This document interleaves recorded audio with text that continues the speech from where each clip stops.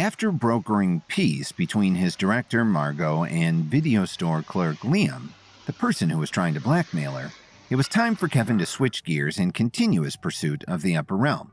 As far as he knew, the secret Lumiere brothers film reel contained hidden information about how to reach the Upper Realm. And now that he had his hands on it again, it was finally time to take a look at it. He returned to Lucia de Mello's house to view it on her old projector. As the film reel began to spin inside the projector, a title card flickered onto the screen that read, "Viewer beware. Once you've gazed into the mystery of the Upper Realm, there is no going back." After reading the words out loud, Lucia looked at Kevin with a confused look on her face. "The Upper Realm?" she asked. "What's that? The name of the movie?" Kevin shook his head. "No. It's a place that only people with cultivated power bases can reach. You know, people with levels. Apparently, this film reel contains clues about how to reach it." Lucia still looked baffled. "You mean the Lumiere brothers were leveled fighters?" Kevin shrugged. "I'm not exactly sure. All I know is that they took whatever they knew about it and put it into this film reel. Look, it's starting." As the title card faded, Kevin and Lucia quieted them. Or two, all they saw were flickering white lines, geometric shapes, and scratches on the old film. At first, Kevin thought the flickering shapes were just some kind of intro, but after a few minutes, the film reel came to an end and the screen went black. "That's it?" Lucia asked. "Did you see the same thing as I did? All I saw were a bunch of scribbles." Kevin was just as confused as she was. "I only saw random shapes and scribbles too. Are you sure the projector is working correctly?" Lucia took a look at the projector and nodded. "Yeah, the projector is working just fine. Maybe it's some kind of code we can't understand." Kevin was at a loss of words. "I can't believe it," he said. "This was supposed to complete the puzzle about how to reach the Upper Realm. I've been searching for answers for so long, and this is what it's all been leading to? A blank piece of film? Maybe the Upper Realm is just a myth, and I've been on a wild goose chase this whole time." Lucia didn't understand much about levels or the Upper Realm, but she still sympathized with Kevin's feelings. "Don't give up hope," she said. "I'm sure that if you stay vigilant, the answers will eventually reveal themselves. They usually do." Kevin sighed as he retrieved the film reel and stuffed it back into his satchel. "Thanks for the words of encouragement, Lucia. I'll let you know if I learn anything else." With that, Kevin said goodbye to Lucia and drove back to the Beverly Hills Hotel. It was late at night, but after such a big disappointment, he wasn't ready to go to sleep yet. Instead, he took a walk around the hotel, trying to burn off his restless energy. And if it was all for nothing, he wondered. For months now, the Night King had been encouraging Kevin to solve the mystery of the Upper Realm, but after so many dead ends, he was beginning to think that it was all just a distraction. He had so much on his mind. Lily and their twins who would be born soon, expanding his empire into Hollywood, the threat of the pinnacle that constantly loomed. And yet now Kevin feared that though he thought he was on the verge of finding out the truth about the portal to the Upper Realm, where his powers would be distilled and he would become a master, he was further away than ever, and it all might have been a wild goose chase. When he reached the hotel pool, he looked up at the moon and frowned. "You've led me astray, Night King," he muttered to himself. "I should have never listened to you in the first place." Then, when Kevin looked down, he saw a mysterious reflection in the pool. It was the Night King, but Kevin didn't see his real body where it should have been. All he saw was his reflection in the pool. Nonetheless, the reflection started speaking. "So, you think I've led you astray, do you?" the Night King whispered with a bit of amusement in his voice. Kevin crossed his arms and nodded. "You keep saying the fate of the world depends on me discovering the Upper Realm, but the clue you sent me to find turned out to be a total bust. There was nothing on the film reel at all. If it's really so important that I find the Upper Realm, why don't you just tell me how?" The Night King answered assertively. "You know that's not how it works, Kevin. As your guide, I can only nudge you in the right direction. You mustn't give up now, young warrior before." Kevin threw his head back and laughed. "Closer than ever before," he said. "I've never felt further from achieving my potential in all my life." I have no idea where to go from here." The Night King paused and chose his next words very carefully. "You must have faith, Kevin. Faith in me. Faith in yourself. Faith in the universe. The answers will come to you naturally if you calm your mind and allow them to appear. Hollywood is a hectic place. Have you considered returning home for a while?" Kevin turned away and scratched his chin. "I am starting to miss Lily an awful lot. Maybe you're right, Night King. Maybe I could use a break from all of this Hollywood stuff." Then when Kevin turned back to the pool, the Night King's reflection was gone. All that was left was his echoing voice saying, "Refresh your mind, Kevin. Find inner peace, and the answers will come." After the Night King disappeared, Kevin looked up at the moon and took a deep breath. "All right, Night King," he thought to himself. "I'd be lying if I said I wasn't frustrated, but I won't give up on finding the upper realm just yet." Then he strolled back to his room in the presidential suite and went to bed. The next morning, Kevin started packing immediately. When he walked into the living room with his suitcase in hand, the others looked at him with surprise on their faces. "Going somewhere?" Emo asked with a fresh cup of coffee in his hands. "I'm going home to Chicago for a while," Kevin said. "Don't worry, I won't be gone for long. Can you make sure Madam Spatzel doesn't get into any trouble while I'm away?" Just then, Madam Spatzel burst into the living room and stretched her arms with a glowing smile. "Good morning, everyone. Today I'm going to the beach to look for dolphins if anyone would like to join." Then she noticed Kevin's suitcase and raised an eyebrow. "Are you going somewhere, Kevin?" she asked. Kevin nodded. "I'm going back to Chicago for a little bit, madam. Don't get into too much trouble while I'm gone, all right?" Madam Spatzel gasped. "You mean you're halting production on Cleopatra? But Kevin, my career is just beginning to blossom. You can't leave now." Kevin began to put his shoes on while answering her. "Don't worry, madam.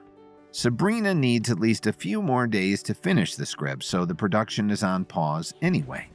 If you need anything while I'm gone, I'm always just a phone call away." Madam Spatzel sighed. "All right, Kevin, I understand. In the meantime, does anyone want to come to the beach with me? I have a very special connection with dolphins, and know they will come when I call them forth. Trust me, it's not something you want to miss." Sandra, Emo, and Adriana fell silent. Finally, after an unbearably long and awkward silence, Emo sighed and set down his coffee. "All right, fine. I'll come with you." Madam Spatzel began to clap and squeal with excitement. "Yay! Thank you, Emo." Before running back into her bedroom to change, Madam Spatzel turned to Kevin and said, "Bye, Kevin. Don't be gone for too long, you hear?" Kevin smiled. "I won't, madam. See you later, everyone." Then he hauled his suitcase out the door and took a taxi to the airport. When he landed in Chicago a few hours later, he turned dolphins playing in the water.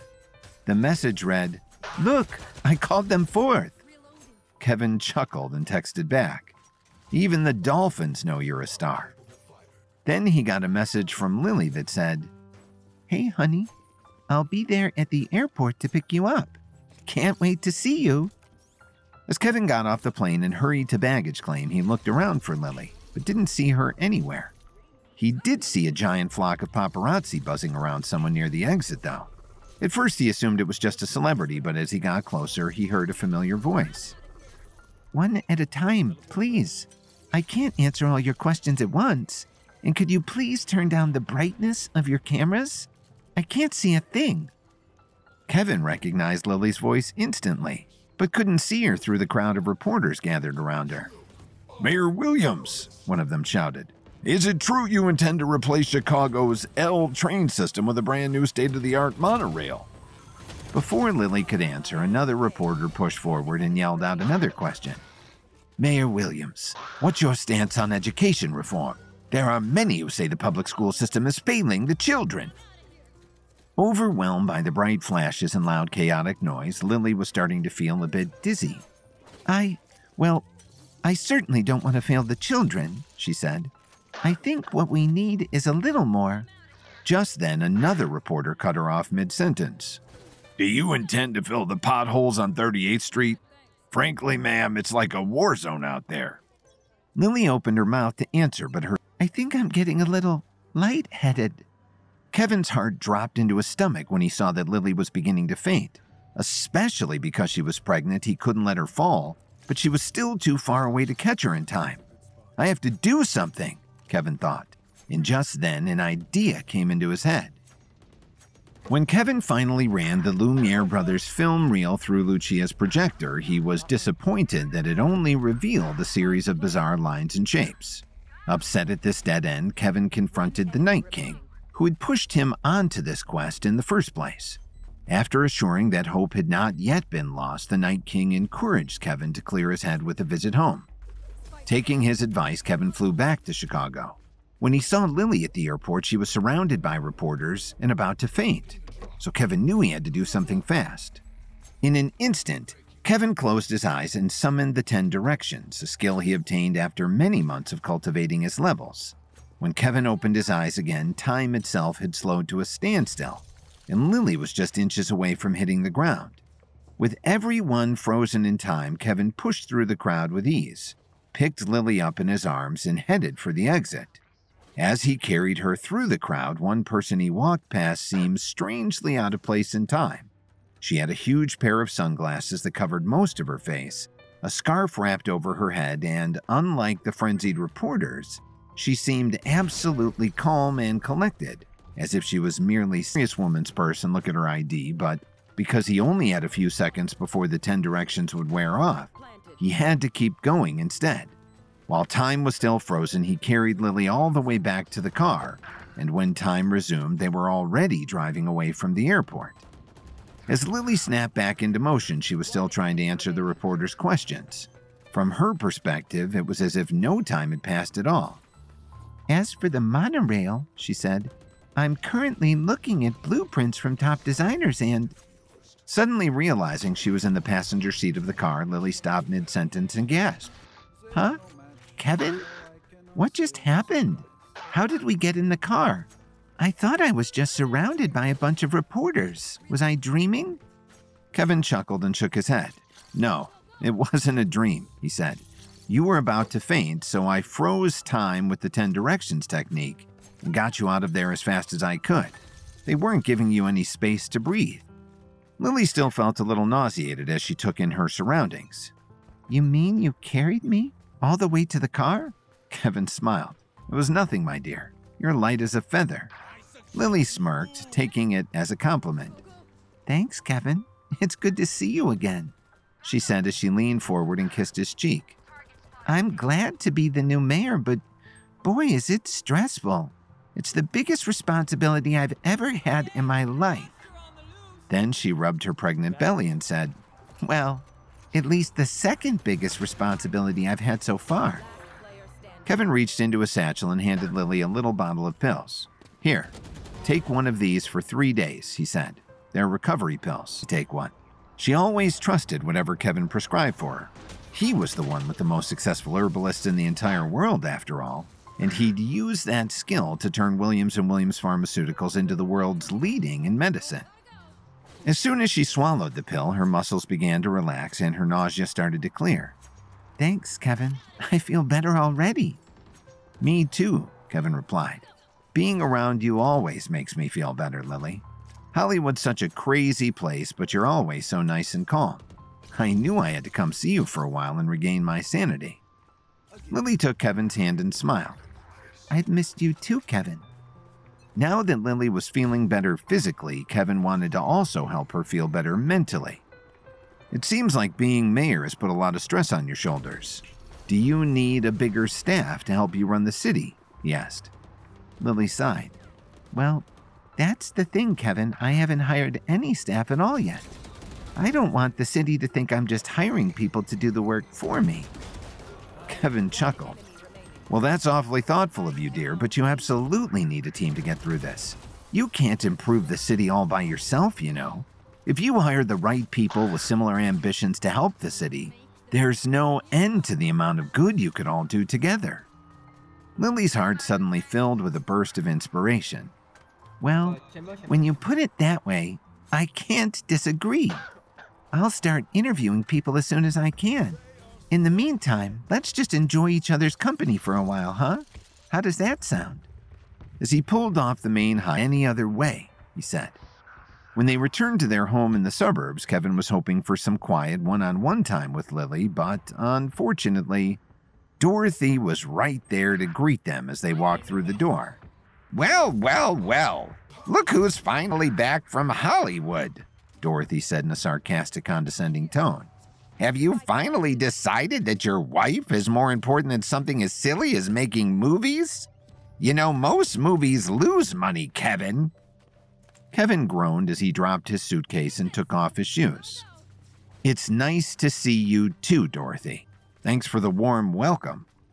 Dorothy may not have been happy to see him, but Hank the family dog certainly was.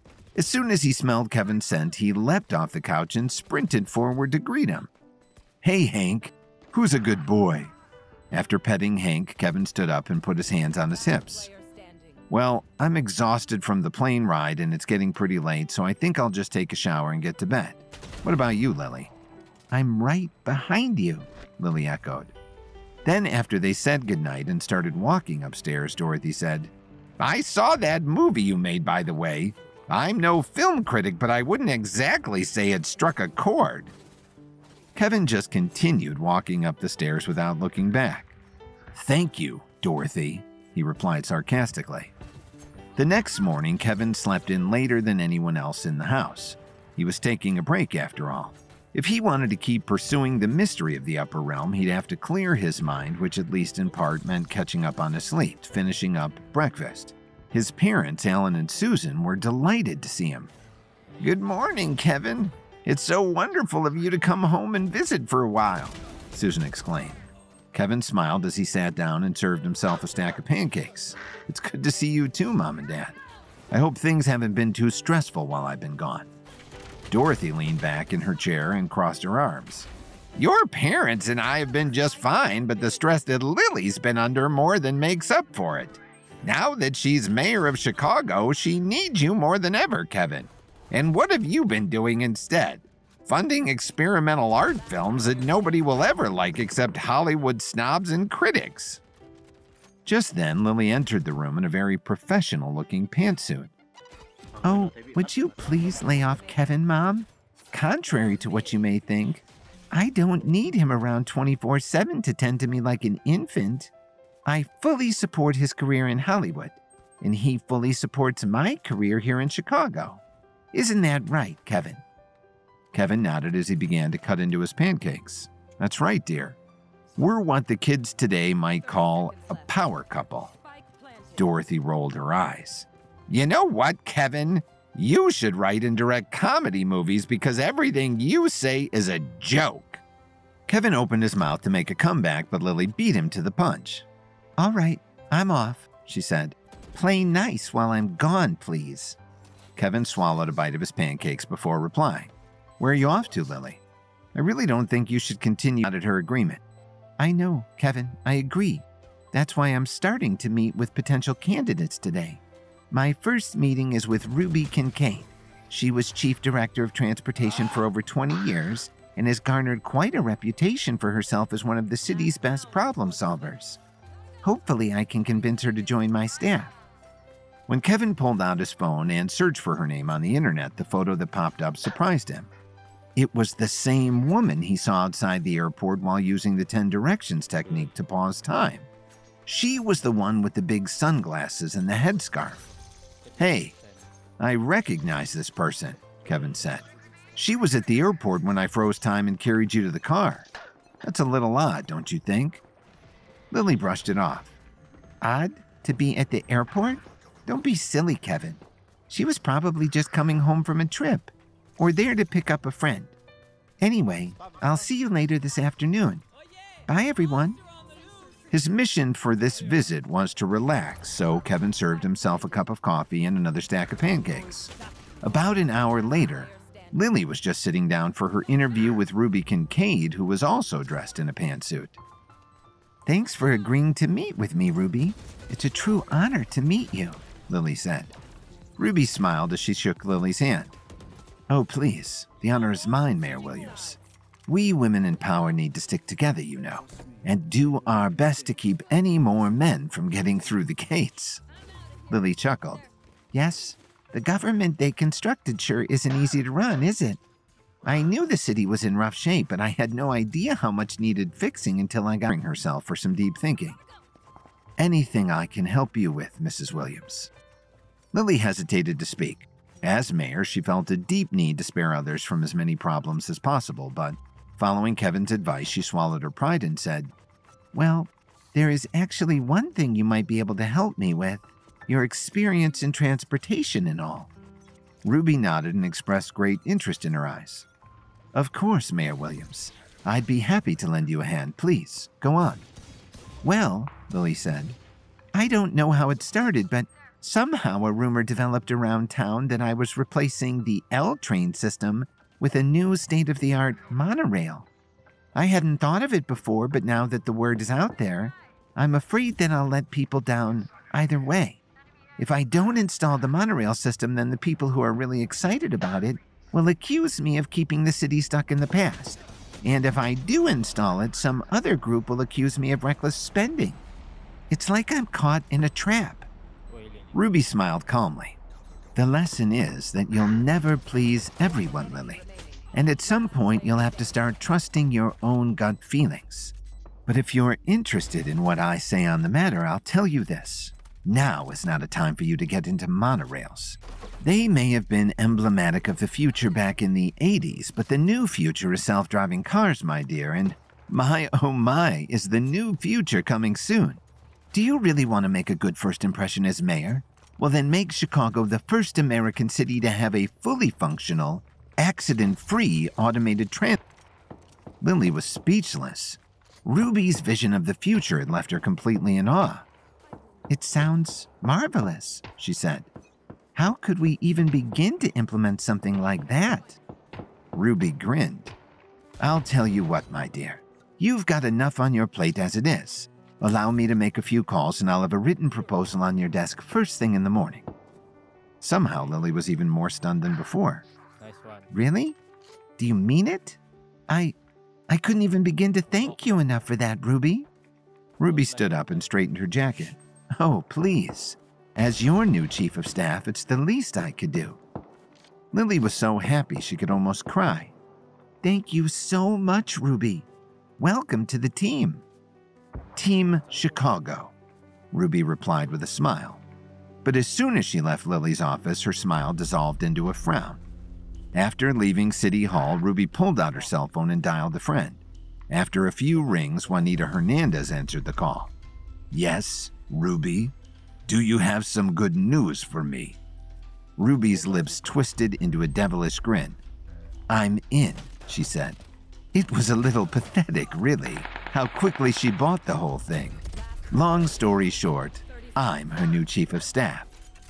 Juanita chuckled on the other side of the phone. "Wonderful, Ruby. Wonderful. Everything is going exactly according to plan." Just as Lily was about to faint, Kevin used the 10 directions technique to pause time and carry her away from the reporters. On their way home, Lily confessed that her new responsibilities as mayor were weighing heavily on her. So Kevin suggested she hire a staff. The next morning, Lily met with the former director of transportation, Ruby Kincaid, who offered to become Lily's chief of staff. Lily was grateful for Ruby's help, but after leaving the meeting, Ruby called Juanita Hernandez and informed her that all was going according to plan. Later that evening, when Lily returned home from City Hall, she couldn't wait to tell Kevin the good news. As she stepped inside, she saw Dorothy, Alan, and Susan sitting on the couch watching television. "Hey, everyone. Where's Kevin?" she asked. "He's in the backyard," answered Susan. "I think he's doing some gardening." Dorothy rolled her eyes. "Go and make sure he isn't making too much of a mess, will you? My bedroom window looks right over the backyard, and the last thing I want to see when I wake up in the morning is a mismatched garden that isn't properly color coordinated. I told him we should hire a professional, but he insisted on doing it himself. I'm constantly surprised at what Kevin thinks he can do when all I can see is that he can't do anything." Lily brushed off the insult and walked outside. At this point, she was so used to Dorothy's constant complaining that she hardly even noticed it anymore. Out in the backyard, the sun was just beginning to set. His knees were down in the dirt, and Kevin didn't notice Lily coming. He was captivated by the greenery in his garden and lovingly attended to the seeds he was planting. Kevin recalled his trip to the and how he learned that plant's roots communicated with other plant roots to warn them or threaten them. Kevin wondered if he could cultivate communication with plant life as well. He knew they responded well to music, and some studies showed they grew faster and stronger when talked to. Perhaps on achieving the upper realm, Kevin could set his sights on this new skill.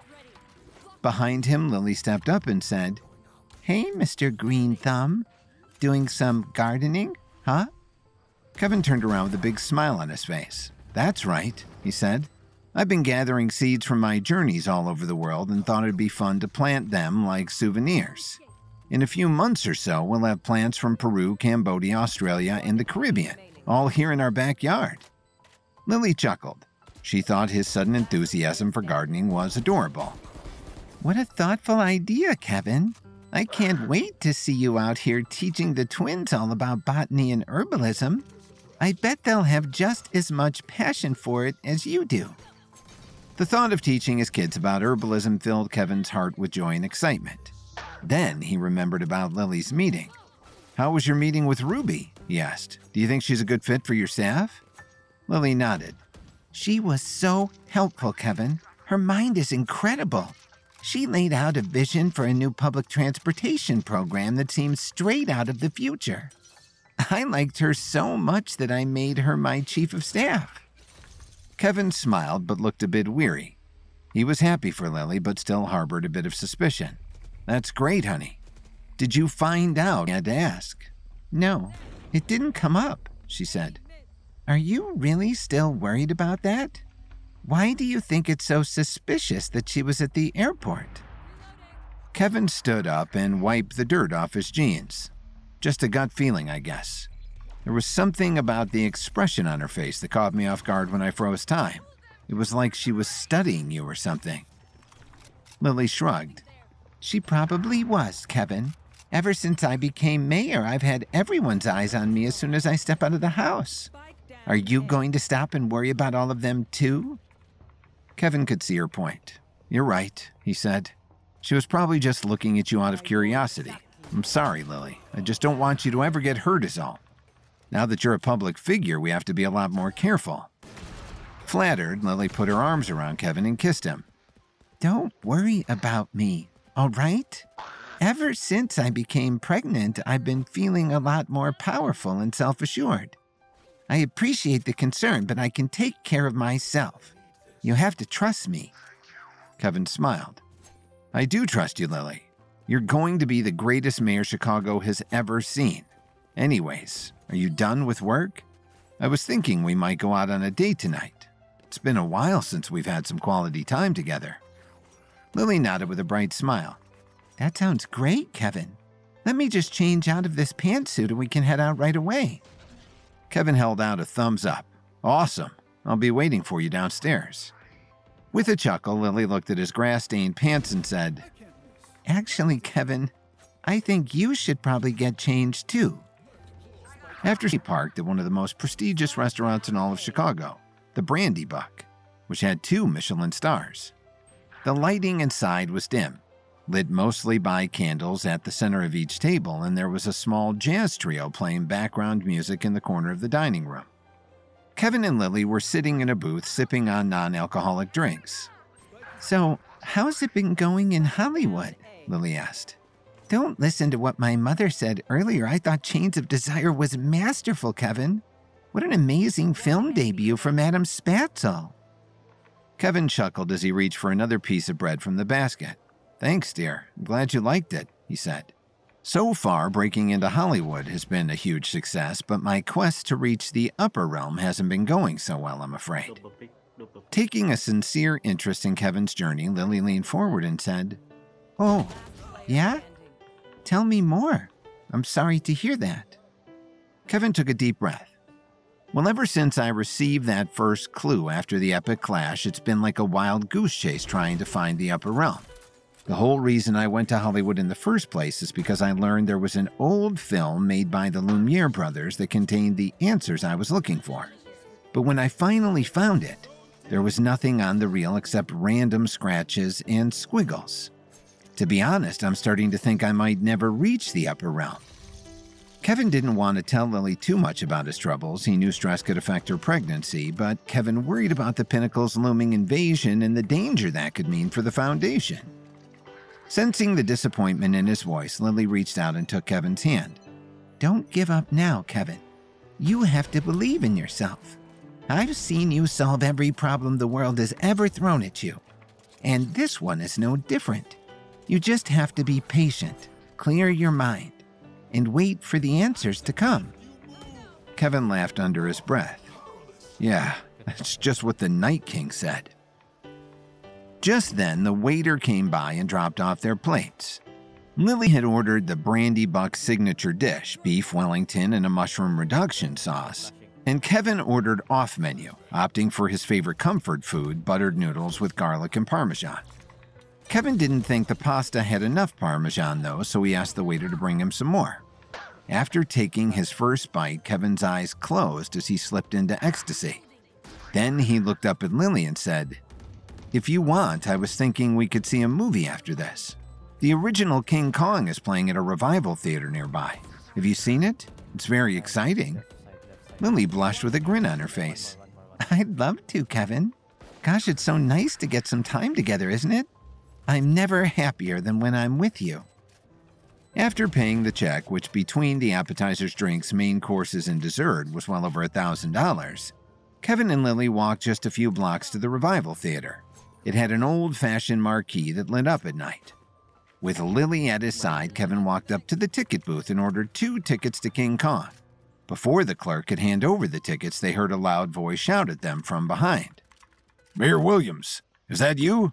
I'm Duncan Wilbur with the Chicago Press. Do you have time to answer a few questions?"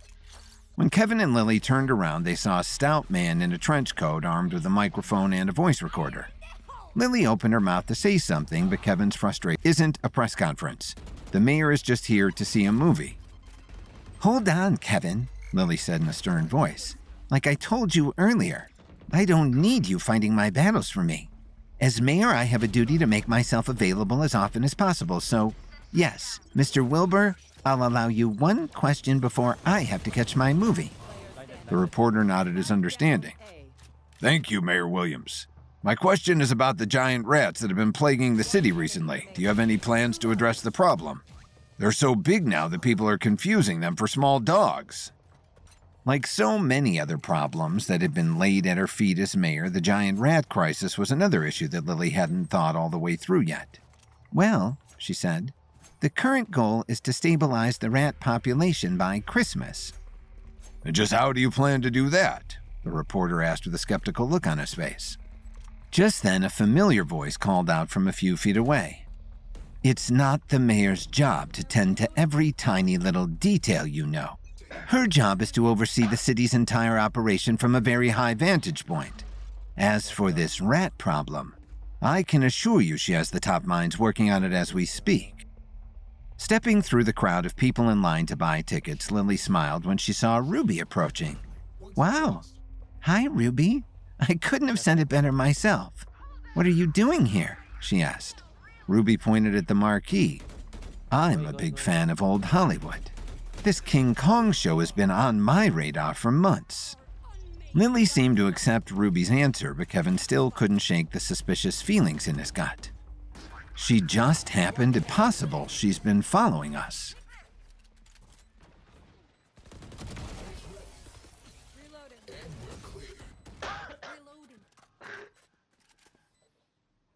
Match point. I know how this will end. Go, go, go!